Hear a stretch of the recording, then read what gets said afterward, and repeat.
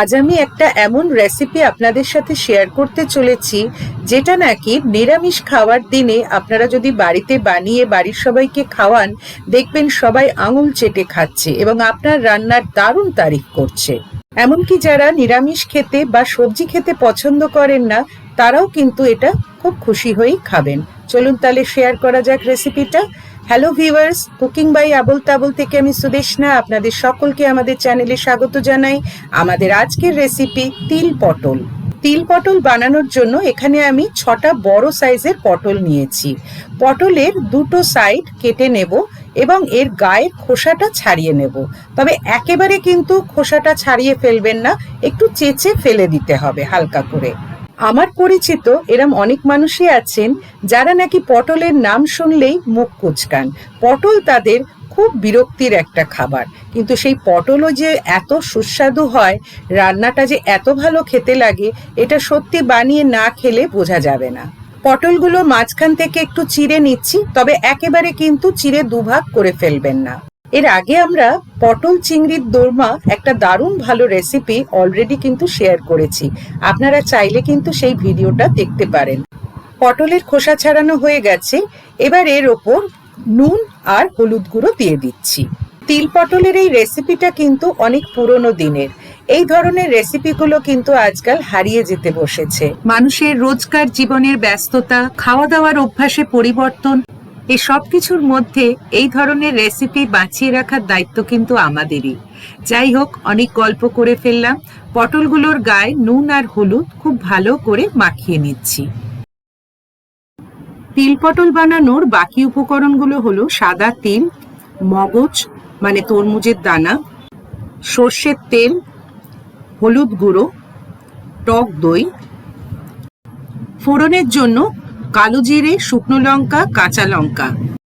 এছাড়া যাকে ছাড়া রান্না সম্পূর্ণ স্বাদহীন হয়ে যায়, সেই সল্ট আমাদের পরিমাণ মতো ইউজ করতে হবে। চিনিটা এখানে দেখানো হয়নি, তবে রান্নায় কিন্তু 1 চামচ চিনি আমি ব্যবহার করেছি।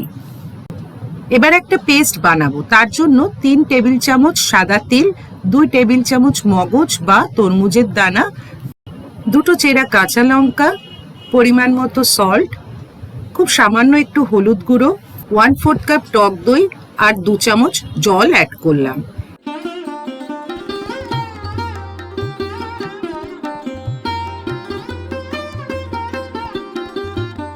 পেস্টটা রেডি হয়ে গেছে।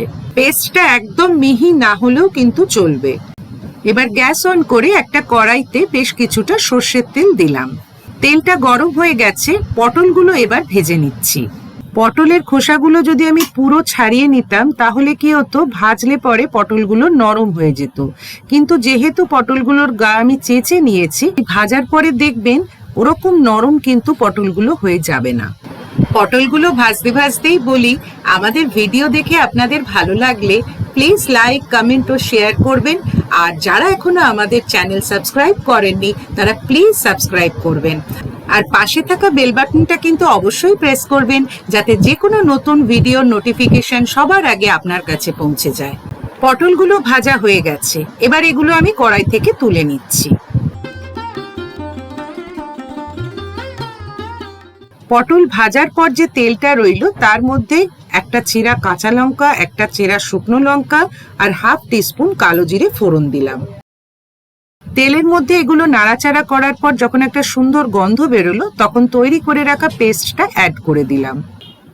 এবার তিল আর মগজের পেস্টটা তেলের মধ্যে খুব ভালো করে কষিয়ে নিচ্ছি।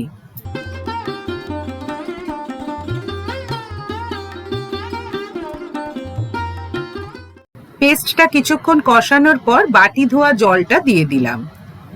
কষানো পেস্টটা জলের মধ্যে খুব ভালো করে মিশিয়ে নিচ্ছি। এবার ভেজে রাখা পটলগুলো এক এক করে এর মধ্যে দিয়ে দিচ্ছি।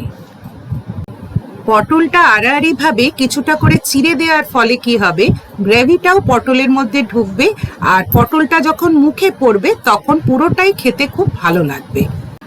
গ্রেভিটা একটু টেস্ট করে দেখি সব ঠিক আছে কিনা। 1 চামচ চিনি অ্যাড করলাম। চিনি ছাড়া নিরামিষ তরকারি একটুও ভালো লাগে না। কিছুটা সল্টও অ্যাড করলাম। এবার মিনিট 5-6 জন্য ঢাকা দিয়ে রান্নাটা করছি। 5-6 মিনিট পরে ঢাকা খুলে দেখতে পাচ্ছি যে তেলটা ভেসে উঠেছে, আর পটলগুলো ভাজাও ছিল আগে থেকে, আর গ্রেভির মধ্যে এতক্ষণ রান্নাও হয়েছে, তাই পটলগুলো চেক করে নিলাম যে সেগুলোও কিন্তু অনেকটাই নরম হয়ে গেছে। এবার স্বাদ অনুযায়ী কয়েকটা চেরা কাঁচা লঙ্কা আর ওপর থেকে কিছুটা কাঁচা সর্ষের তেল ছড়িয়ে দিলাম।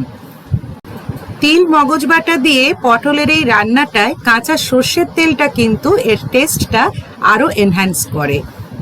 গ্রেভিটা অনেকটাই শুকনো হয়ে এসেছে, আরো কিছুক্ষণ ফুটিয়ে আরো একটু শুকনো করে নিলেই কিন্তু রান্নাটা রেডি।